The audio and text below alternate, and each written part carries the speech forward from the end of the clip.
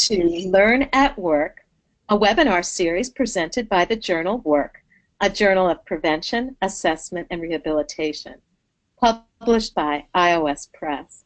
I'm Karen Jacobs, the founding editor of Work, and I'm delighted to be your moderator today. I'm going to turn the webinar over now to our speaker. Julie, it's all yours. Thank you, Karen. Hello, everybody. I wanted to take a moment to acknowledge Karen's work in setting this up and say thank you for the opportunity to talk about this article today. I'll start by telling you a little bit about myself. There we go, got the slide advanced. My name is Julie Dorsey, and I am an associate professor in the Occupational Therapy Department at Ithaca College. My co-author on this article was Professor Alan Hedge, and he is at Cornell University in the Department of Design and Environmental Analysis. Ithaca College and Cornell University are in the same town, so we've been fortunate to have some collaborations over the last few years.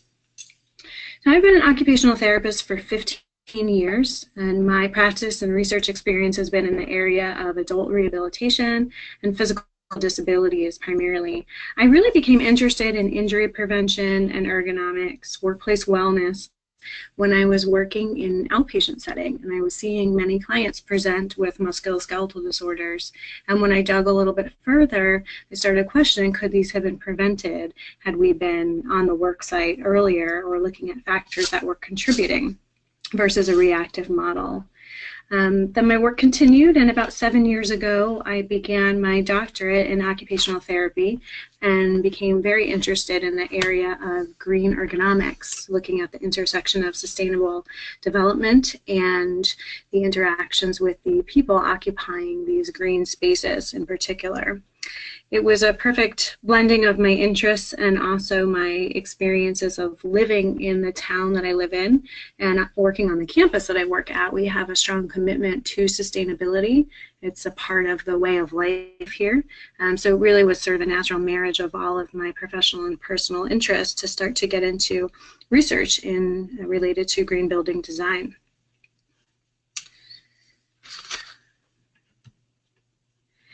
A quick overview of what we'll be covering today. I'll give some background information on green buildings. We'll talk a little bit more in detail about the building that was studied. I'll share the findings of the study and have a discussion of what these results mean, and leave some time for question and answer at the end.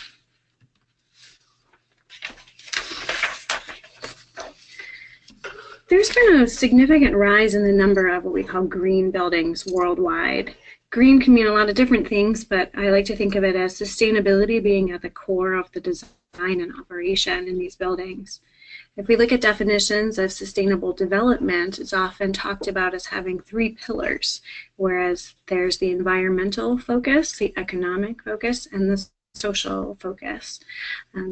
For green buildings in particular, the environment has been the main focus as of recent, where this focuses on energy use, carbon footprint, and those types of things.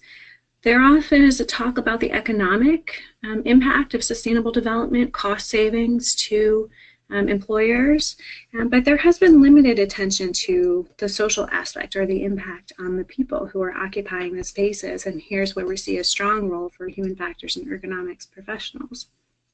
To be truly sustainable, a building should address all 3 of these pillars.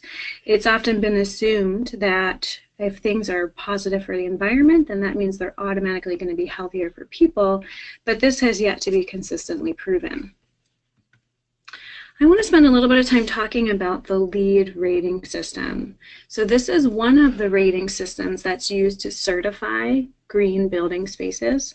It can be argued that it's possibly the most popular, most widely used. It's been around since 2000. Some quick statistics from their website. Over 2.2 million square feet are certified every day. More than 91,700 projects, over 165 countries and territories. So it's got quite a global reach. There are additional rating systems worldwide. Two really popular ones are the BREEAM and Green Star. But as I said, the focus of this study has become on the LEED rating system because it is a very popular system worldwide. And the building that we studied was certified under LEED. LEED was developed by the United States Green Building Council, and they're currently on version 4. It was revised in 2016. The 5 rating systems under LEED are building design and construction, interior design and construction, building operation and maintenance, neighborhood development, and homes. Rating systems address these primary credit categories. So sustainable sites, location and transport, water efficiency, materials and resources, and indoor environmental quality. I'll talk a little bit more about how the points are broken down, but I wanted to highlight indoor environmental quality because this becomes the focus of the study that we'll be talking about today. Indoor environmental quality includes air quality, thermal comfort, interior lighting, daylight, quality views, and acoustic performance. There are additional credits that projects can apply for. They're in the innovation category, and there's a pilot credit that we will talk about, pilot credit 44 on ergonomics, but I did want to mention this additional innovation category. Projects can aim for certification in 4 different levels, with a minimum of 40 points being required to be certified, 50 for silver, 60 for gold, and 80 for platinum out of 100 available points. There is a recertification process that is relatively new. This is voluntary, but it shows that there's an ongoing commitment to maintaining building operation and performance by reporting statistics back to LEED. This recognizes that over time, systems are going to need repair and replacement, and that without a recertification process, there's really no guarantee that organizations will continue to update, upgrade their systems and meet the original performance guidelines under which the credits were received. So the recertification is important, but it is still under development. So how are these buildings performing? There's been a number of post-occupancy evaluations, especially in the last 8 or 10 years, and even more so recently. There's been a significant amount of research, and the findings have really been mixed. So I've highlighted a few studies here. As I mentioned, there are a lot more, but some of the important things that are relevant to this study is that some studies have shown that there's no overall positive relationship between the level of certification and the level of occupant satisfaction and performance. So one might think that a platinum building would automatically be better for the occupants than a certified or a silver certified building, but that hasn't been proven to be true. Indoor air quality and noise have been shown to have negative effects on perceived health and productivity.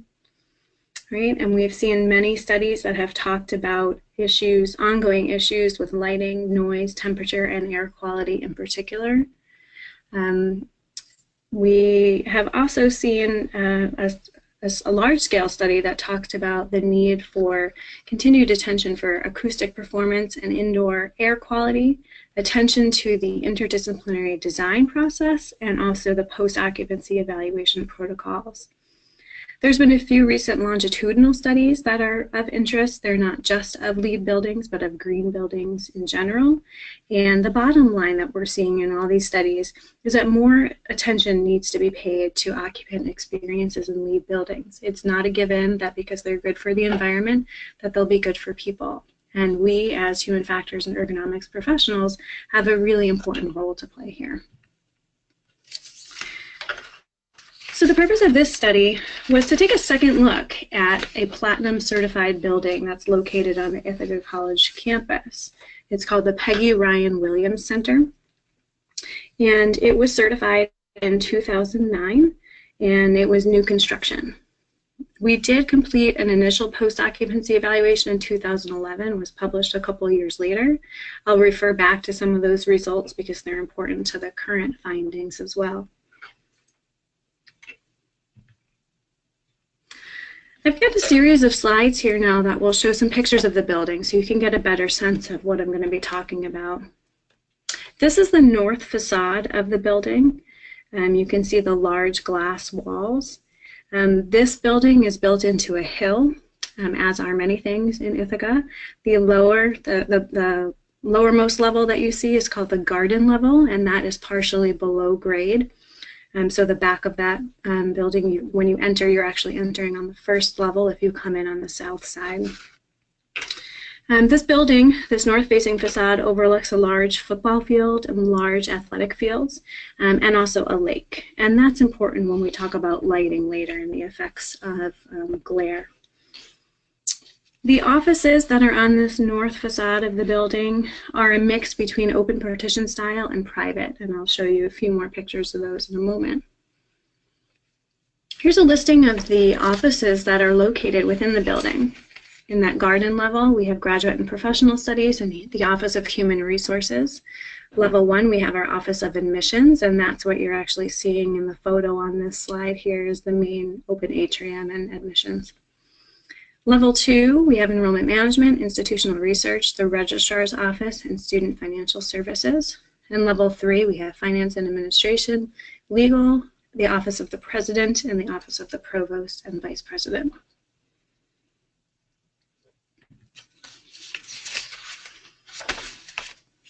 Some highlights about what makes this building green.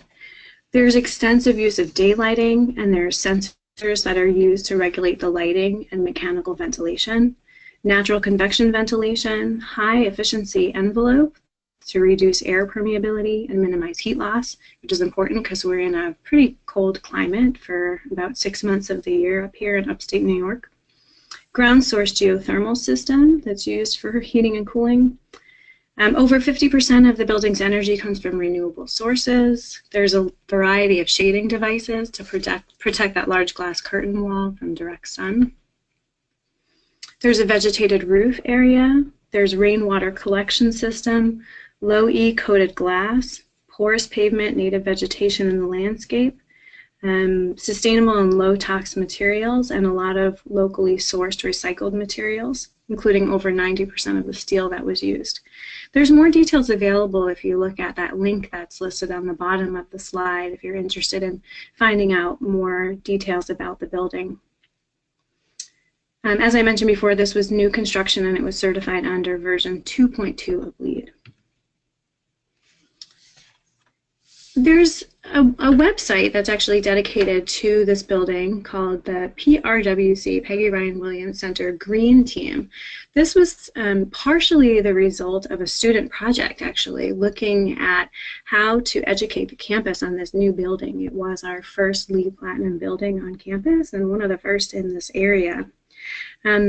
There's a link here to sustainable behavior goals. So this is an attempt at helping occupants to understand some of the features in the building and how they can interact with them.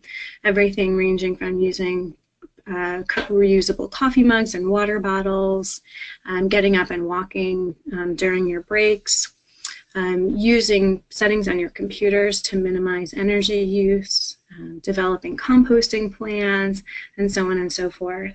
But there has been minimal formal training on any of these sustainability features. It's just located on the website for users to find and interact with themselves. Highlight a couple more of the features here. So we have push-out windows located throughout the building, and there are specific safe set point guidelines. It's okay, or users are instructed that they're allowed to open the windows when the outdoor air temperature is between 50 and 75 degrees Fahrenheit, and the outdoor humidity is less than 70%. And occupants are encouraged to install an app on their desktops that will monitor outside temperature and kind of alert them when it's okay to get some fresh air. And those safe set points are in place so that they won't cause the mechanical system to run less efficiently to regulate the temperature. We have these light sensors throughout the building where the lights will shut off automatically after 5 minutes of no activity and they turn back on when there's movement. There's built-in daylight monitors as well that respond to the amount of natural lighting available, and they'll dim or entirely shut off if the interior lighting is determined to be not needed. There is one thermostat for every 2 offices located throughout this building, and there's a 2-degree variation plus or minus on the set point temperature range. So during the heating system, roughly November to April, it's 69 to 71 degrees Fahrenheit, and during the cooler season, May to October, it's 74 to 76 degrees Fahrenheit are the set points. So here's a schematic of the second floor, and then I have some photos that are going to follow where you can see the workstations. So in this area here, we have the north-facing facade. You can see this area. And in particular, the offices that I'm going to show you pictures of in a moment are in the open reception area here, and then the interior offices are located right here.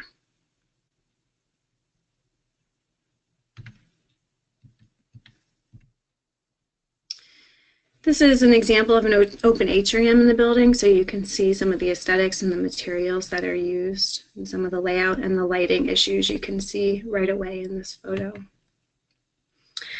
So this is the interior office that I highlighted on that floor plan. You can see we have some interior partition style. The top left of the photo, if you look, you can see this interior wall, and these are private offices. These are located on the south facade of the building.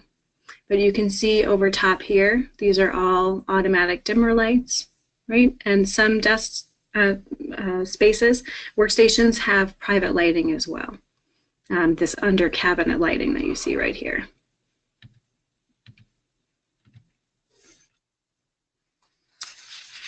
This is the other area that I circled on the floor plan. This is the exterior offices and these shared spaces. So this is the north facade. And if you look out the window, you have a better shot in the next slide coming up, but you can actually see the lake and the large field that is being overlooked. We have in this photo a mix of some standing stations. If you'll notice down here, we have 3 monitors being used by an individual. We have varying heights of these light filtering shades based on user preference.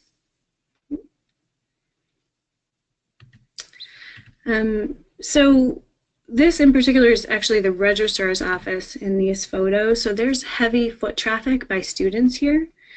So these spaces need to be accessible when students need to come in and work with these employees. And it's also important to note that the light filtering shades that I just highlighted were actually not part of the original design. They were added later based on some occupant issues with the glare. And I think you can get a sense of how much daylight actually is in this space just from this, this snapshot.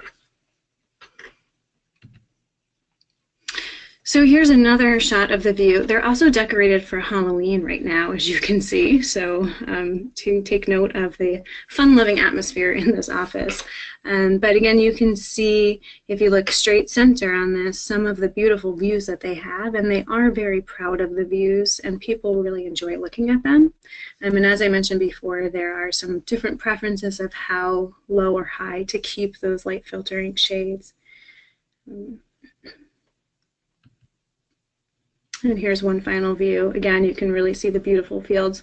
We are covered with snow for many months out of the year, so think about how that might add to the amount of light that is reflected. So even in the winter, when one might think it's not that sunny in upstate New York, there's an awful lot of glare that comes off of that large field and the lake. And that's important to note here. Okay, hopefully that gave you a good sense of the layout of the building to give some context for what we're going to talk about. So we'll talk about the methodology now. This was an online post-occupancy survey. It was distributed to all of the employees, part-time and full-time, that occupy the space of Peggy Ryan Williams Center.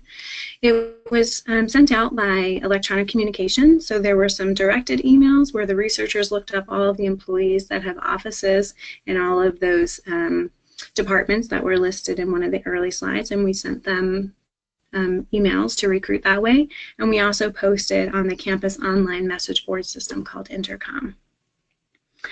This was a researcher designed survey, and I'm going to call it S2 in some slides you'll see. And it was based off of the prior study of this building, where I said that we surveyed in 2011, published it in 2013, and it was based off of that S1. We'll call that POE, the S1 survey. So I'm talking about S2 right now. 64 items, which included demographics, and we also, in those questions, asked employees or asked the respondents if they had participated in S1. Both surveys were anonymous, so we were not able to match pre and post data. We asked about their use of products that would be considered ergonomic. We asked about their experiences with, their control over, and their satisfaction with indoor environmental quality. We asked about their effects of the indoor environmental quality on their self-reported work performance and health. We asked about their frequency of musculoskeletal disorder symptoms, and you'll see that on a slide later about actually what we asked. And we asked them about their use of various spaces within the building. We'll get into the results now. So we had 62 respondents, and there's approximately 120 occupants at that time. So we had a little over a 50% response rate. 24 of those 62 reported that they had participated in S1, and S1 had 35 respondents total. So we had about 2/3 of the original respondents from S1 who also responded to this survey.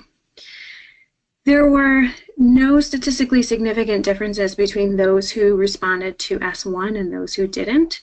So therefore, the full S2 responses were used for S1 and S2 comparison. So we used all 62 responses compared to the original 35 S1 responses.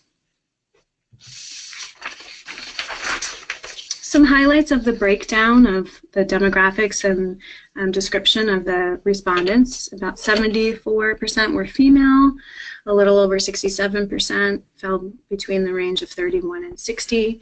They had an average length of time working in that building of 49.3 months, about 4 years, which was almost the full age of the building at that time. So they had been there for quite a long time. The building was just about 5 years old at that time. About 45% have workstations that face north. Again, that's that glass facade that I showed in an earlier slide. A little over 9% had reported that they had prior ergonomics evaluations of their workstation, though many of them reported that they had equipment that could be considered part of ergonomic design. Here's the breakdown of the equipment that they were reporting. You can see a large number using dual LCD display. We didn't ask about triple LCD display, but we've since learned that many people actually use triple LCD displays. Okay, so we asked respondents about their perceptions of office conditions comparing Survey 1 to Survey 2. There were no significant differences between Survey 1 and Survey 2 responses for their conditions. So the snapshot then of Survey 2, the majority found that the air temperature was comfortable, as was air freshness. They reported good air quality, good lighting, good brightness. They reported that the furniture was comfortable and there was good workstation design. However, some were reporting noisy workstations or conditions. You can see that bar was one of the lowest. We asked about their perceptions of the effects of their office conditions on their ratings of work performance. Again, we found no significant differences between the responses from Survey 1 and Survey 2 for the effects of office condition on work performance.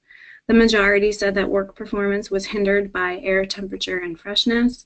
About 50% reported it was hindered by air quality, and about 40% reported it was hindered by noise. We do see some slight improvements in daylight, where you can see that the survey 2 bar is a little bit lower than the survey 1 bar. Again, it wasn't statistically significant, but we do see some improvements as well in air freshness and air quality, and a little bit of worsening in office furniture. When we looked at effects of office conditions on ratings of health, no significant differences between the responses from Survey 1 versus Survey 2 for the effects of office conditions on health. The majority said that they felt healthier. In Survey 2, majority felt healthier because of lighting, daylight, furniture, and office design. And a large number also said that they felt healthy because of air temperature and air freshness, air quality, and noise. It was an improvement from Survey 1, but it was not found to be significant.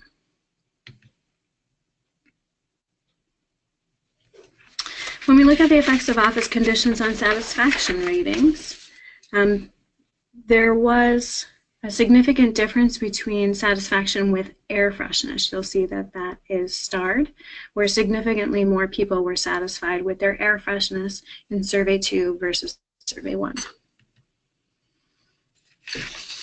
Here's the breakdown of the frequency of symptoms for Survey 1 and Survey 2. And it's interesting to note that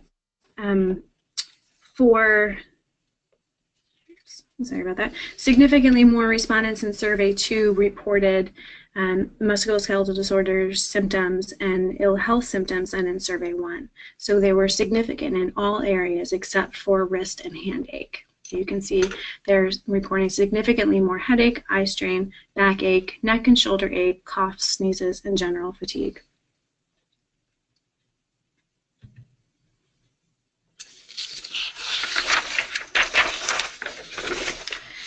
We asked questions about their personal control over their conditions in these areas. In Survey 2 respondents, there was a significant effect of office type on ability to control air temperature. 57.5% in private offices had some or full control, which makes sense because if you remember earlier, I said that there was 1 thermostat for every 2 offices, roughly. Only about 42% in cubicles and 40% in open offices reported that they had some control over air temperature. There was also a significant effect of office type on lighting control, where 85.4% in private offices reported having some or full control, and only 38% in cubicles and 20% in open spaces reported having lighting controls. There was no significant effect of office type for control of air quality, noise, furniture, or layout. We asked about the effects of this ability to have control on these conditions. So in general, more control of these conditions, air temperature, quality, etc., led to higher ratings of effects on comfort, work performance, health, and satisfaction. There were some variations. For example, the ability to control noise significantly improved respondents' ratings of that noise effect on comfort, performance, satisfaction, but it didn't have any effect on health.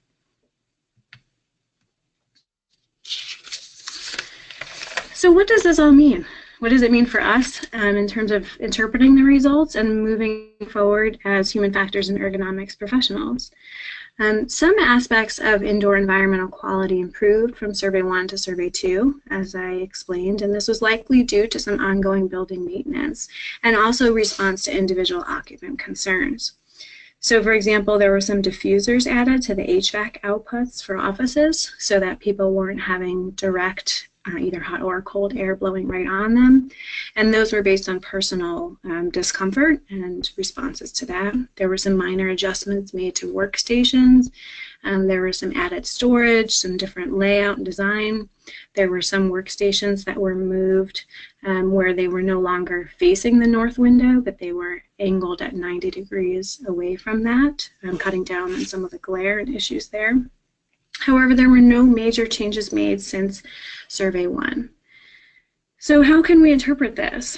Is it possible that they were adapting to these changes? So again, on average, the respondents had been there for 4 years, Many of these occupants had come from older buildings on campus. That was, at the time, as I said, the newest building on campus for office spaces, so they all had come from buildings with older systems.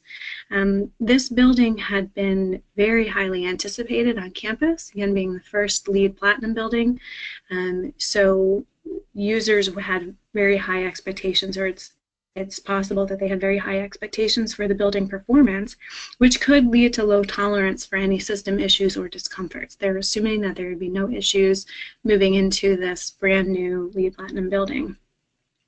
Additionally, the HVAC systems are very different in the Peggy Ryan Williams Center versus these older buildings that had primarily air handlers versus a heat pump system, and users are unfamiliar with the green features.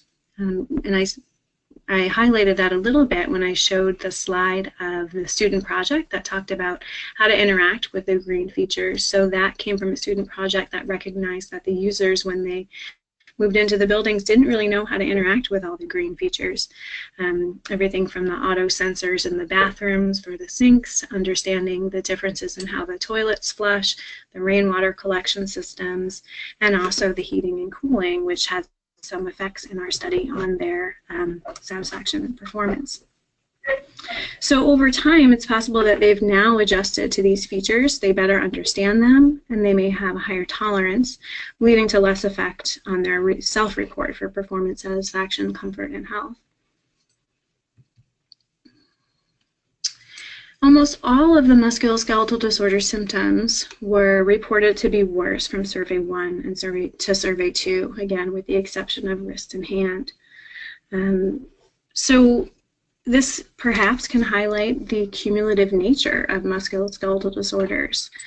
So over time, it can be expected that unless there's some intervention or some changes to the workstation, changes to the person and the behaviors, changes to the task, that their symptoms could continue to get worse. So it's important for us to consider the context of musculoskeletal disorders. They're incredibly costly to employers, and they're prevalent in all work environments, and especially so in office environments.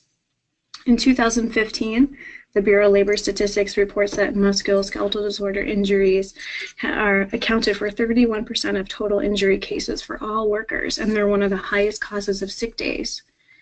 OSHA reported recently that 1 out of every $3 allocated to workers' comp is due to musculoskeletal disorders, and up to $20 billion annually are spent, and even more so in indirect costs, are spent related to MSDs, costs such as replacement workers, and covering these sick days. So they're an incredibly important concern in the office environment.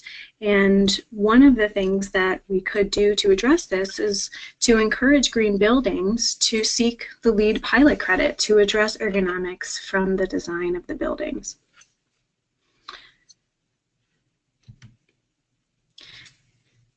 The LEED pilot credit, here's a snapshot of what this looks like, and I'll give a little bit more detail about it, but this hand is in that innovation category, so it's outside of the main categories, which means that unfortunately it's not listed as a line item on the scorecard.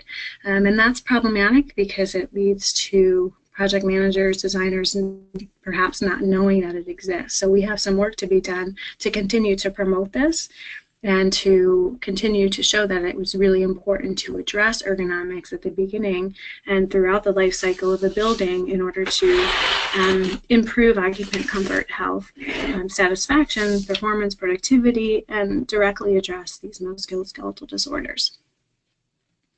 So the intent of Pilot Credit 44 is to improve occupant well-being, defined as human health, sustainability, and performance, through integration of ergonomics principles, specifically in the design of workspaces for all computer users. And LEED defines computer users as full-time equivalent staff that use a computer for more than 50% of their workday. And occupants that don't use computers are encouraged to be included in the strategy, but are not required. The requirements of the ergonomic strategy, and this is shown in the schematic, and you can follow along with that. So 1, the intent. During the design phase, that an ergonomist or health and safety specialist needs to be engaged to assist in the development of the ergonomic strategy. that the project makes a commitment to integrate ergonomics principles into the overall design. So then step 2, or the second requirement, the ergonomist or health and safety specialist in conjunction with the client has to develop a description of the strategy that will be implemented, and it includes a statement identifying the goals of the ergonomic strategy, description of occupant needs, including occupant characteristics and or demographics, tasks and machines, equipment, tools, and work aids used to perform the tasks. The process for selecting workstation layouts and furnishing needs to be based on relevant standards or guidelines, and they need to refer to one or more of the 4 standards that are listed there, the BIFMA, the ANSI, HFES, CSA, and ISO standards. Education programs for move-in and during ongoing operations. So this alludes to what I was talking about with that website, that even though this building did not seek the ergonomics credit, they did realize after the fact that they needed to educate their users on how to interact with the building. So this credit puts that in right from the beginning to design an education program. And there needs to be a process for evaluating and maintaining occupant well-being upon move-in and during ongoing operations to ensure that the ergonomic strategy goals are being met. There needs to be appropriate outcome measures, including looking at the evaluation frequency and identifying how soon after implementation the process begins. There's more detail listed or available on LEED's website. And you can get information about the pilot credit on there to get the details. And it really is important for us as human factors and ergonomics professionals to continue to promote this credit, because we're showing time and time again in the literature and in our studies that when ergonomics is not addressed in a building's design, that people are hurting. We're having issues with how they're able to perform. And we have a responsibility to think about who's going to be occupying the spaces, not just how well the buildings are performing from an environmental or economic perspective. There are a few new systems that have come up in the last year or two that are more around building wellness. So there's the FitWell System, which has been designed in partnership with the CDC, and then there's the Well Building Standard. So these systems have some more detail about ergonomics and wellness. I wouldn't say that they don't have it all figured out just yet. There's a lot of work to be done in all of these systems, and it's a huge opportunity for us as professionals to continue our work. Well, that wraps up the content. I hope that it was interesting and useful to go through some more detail on the study, to share my experiences and how I got interested in this area, and my thoughts on where we should be going next. So I will give some time now for any questions. Thank you. Very nice. And Sue, thank you. Julie, great. It was so interesting. Thank you, Karen. Thank you, Sue. Thank you, Karen. Thank you, Sue. Take care. Cheers, everybody. We're not being recorded now, so we can chat. Anyhow, okay. Thanks so much. Okay. Take care. So yeah, no, I shut it off. Bye-bye, everybody.